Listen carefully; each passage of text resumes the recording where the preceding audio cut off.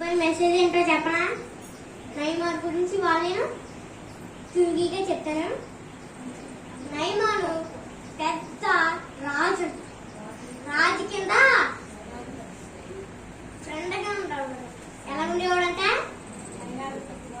సైన్యాధిపతిగా ఫ్రెండ్గా ఉండేవాడు. అలాగే ఉంటే అప్పుడు నయమాన్కి కుష్ఠరోగం ఉన్నది. ఏమన్నట? కుష్ఠరోగం. అప్పుడు పాస్టర్ దగ్గరికి వెళ్ళాడంట. ప్రార్థన చేయలేదంట. ఏం చేయమన్నాడంట? నదిలోకి వెళ్ళి ములుగని అన్నాడంట. ఒకసారి సరేలే అనుకుని సైనికులు చెప్పారు నేను ములగాల అని అనుకుంటున్నాడు. ఎవరో నయమాన్ అనుకుంటున్నాడు. నేను ములగాల, దాంట్లో ములిగితే నాకు ఏమైనా ప్రయోజనమా అని నయమాను అనుకుంటున్నాడు.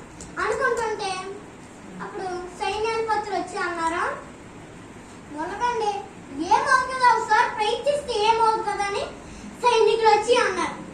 అని అంటే అప్పుడు సరే అని అనుకుని ములిగితే ఒకసారి ములిగాడు, ఏమవలేదు. రెండోసారి ములిగాడు, అయినా ఏమవలేదు.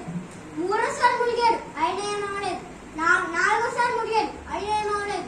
ఐదోసారి ములిగాడు, అయినా ఏమవలేదు. ఆరోసారి ములిగాడు, అయినా ఏమవలేదు. ఏడోసారి ములిగాడు. అప్పుడు స్వస్థత వచ్చింది. పసి పిల్లవాడి దేహం వచ్చింది.